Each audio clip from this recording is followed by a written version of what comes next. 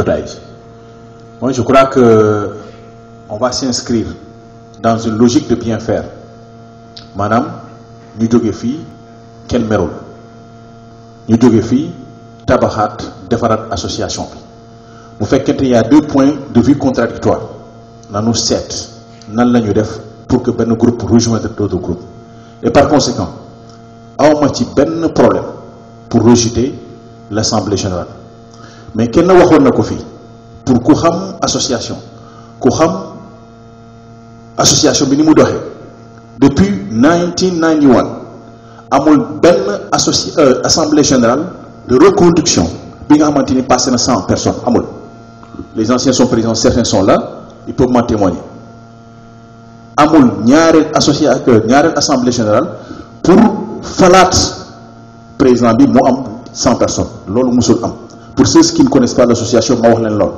waaye ginnaaw ñëw nañu fi ñuy wax affaire règlement je crois que je demande l'assistance ñu accepter ko ñu pousser ko jusqu'en 8e.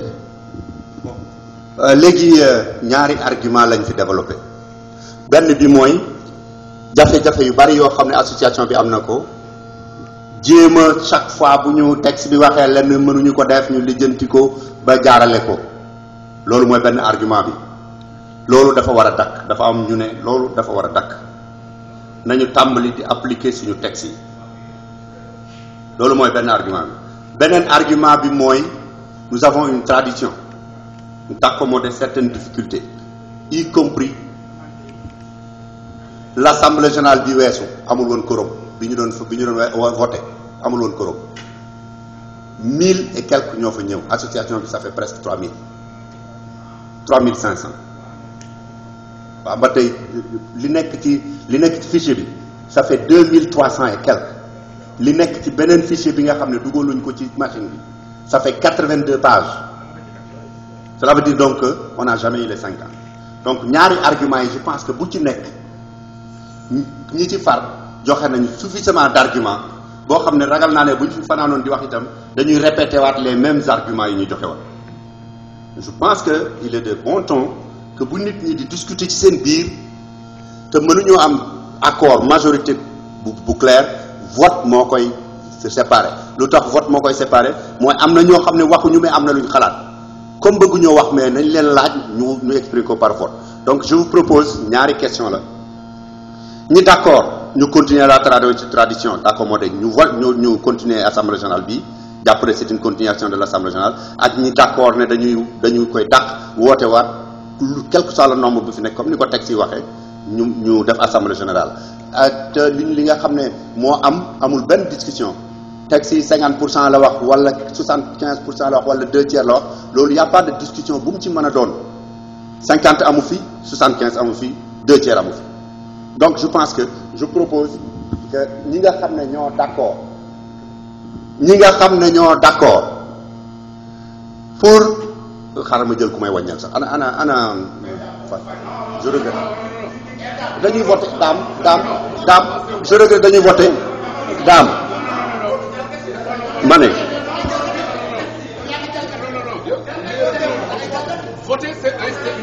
Ibrahima Sow tu n'as pas encore parlé joxal Ibrahima Sow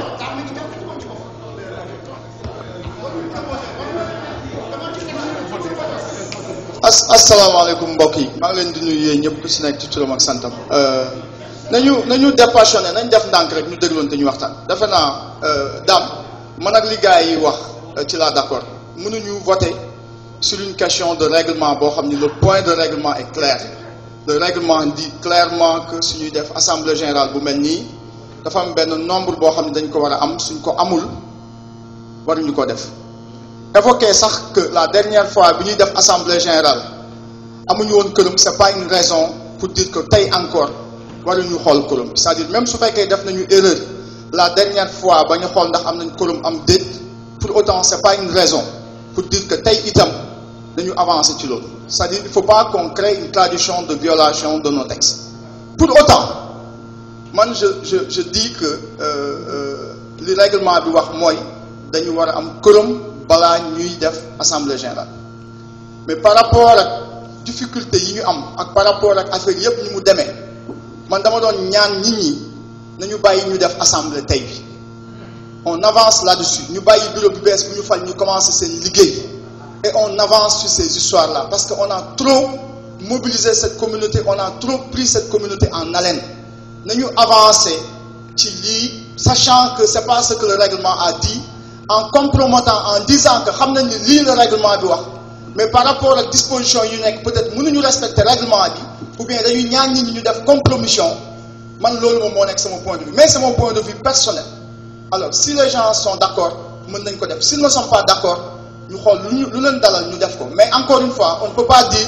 nous voter sur la base de quelque chose qui est très clair dans les règlements et dans le principe. Mais c'est une proposition. Est-ce que Mangen me maille un mot parce que je n'ai jamais proposé de voter pour violer le règlement ou non. Proposer ou mal. Dafa am ñu wax né régulièrement assemblée générale bi ñu fractionné bu waron def 3 actes lire les rapports adopter les rapports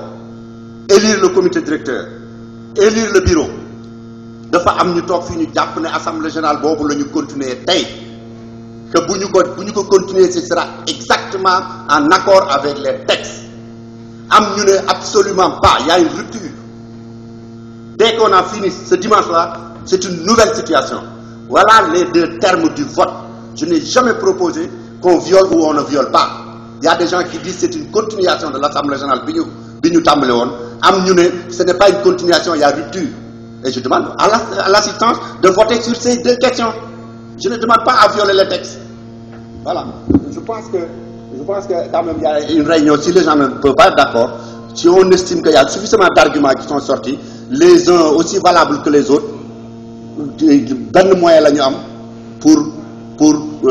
continuer comme moi voter. Légui damay proposer ñi nga xamné ñoo d'accord ci ñu def réunion bi assemblée générale mu nek une continuation de ce qu'on a commencé le dimanche ñu yëkëti seen loxo.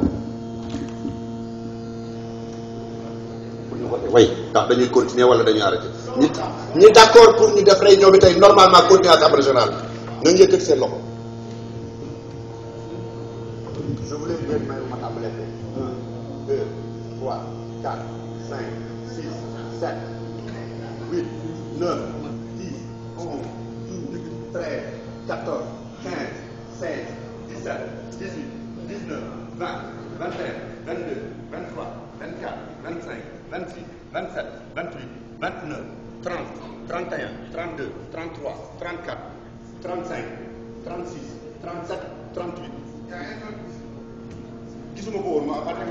gisuma ko 39 ñoo d'accord ne lañu continuer assemblée générale bi def li ñu waajoon non 39 la da wone ba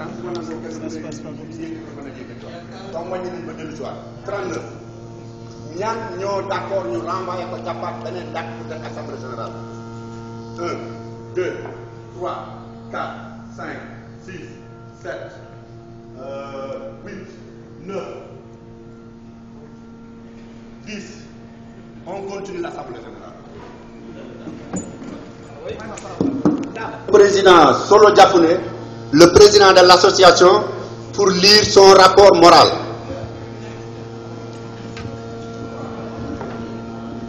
Merci. Madame, honorable invité, Monsieur le Président de la Commission électorale, mes chers compatriotes, Monsieur le Président de la Commission électorale, vous allez me permettre d'abord de vous féliciter du choix qui a été porté en vous et à vos collègues pour présider cette 9e Assemblée générale de l'Association des Sénégalais d'Amérique. En octobre de l'an 2008, les Sénégalais résidant dans ce pays avaient décidé de me confier les destinées de leur association avec une équipe que j'avais l'honneur de diriger. 24 mois après, j'ose dire que la moralité de ce grand mouvement est au beau fixe. Cependant, avant de livrer les raisons de cette affirmation, je prendrai quelques minutes pour saluer la mémoire de ceux qui ont été rappelés à Dieu, mais aussi remercier ceux qui faisaient partie de notre entourage et ceux que tout aujourd'hui au Sénégal. Il s'agit principalement de Lamabouna Bass Gueye,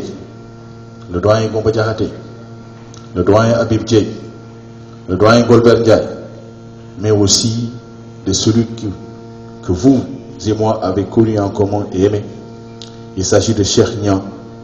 ambassadeur actuel du Sénégal en Afrique du Sud. Depuis sa fondation, les bureaux successifs de l'Association des Sénégalais d'Amérique a fait franchir un autre mouvement d'importants pas. Mais ces 4 dernières années, l'Association des Sénégalais d'Amérique a connu une importante innovation. En sus de la prise de conscience par bon nombre de ses compatriotes de la nécessité de disposer d'une organisation qui transcende notre divergence ethnique, religieuse, politique et d'origine géographique pour nous rassembler autour d'une identité nationale. Le fait d'être sénégalais, c'est-à-dire appartenir à une seule nation, a prévalu sur toutes les autres considérations. L'embryon a été bien couvé et a donné naissance à un organisme fortement implanté, incarnant notre identité culturelle et dans notre diversité religieuse, ethnique et politique. Nous devons en remercier les fondateurs que par ailleurs nous avons honoré le 25 juillet de l'an 2001 à la soirée de gala marquant le 20e anniversaire de l'association. La réalisation d'acquis tendant à satisfaire les besoins sociaux et économiques de notre communauté,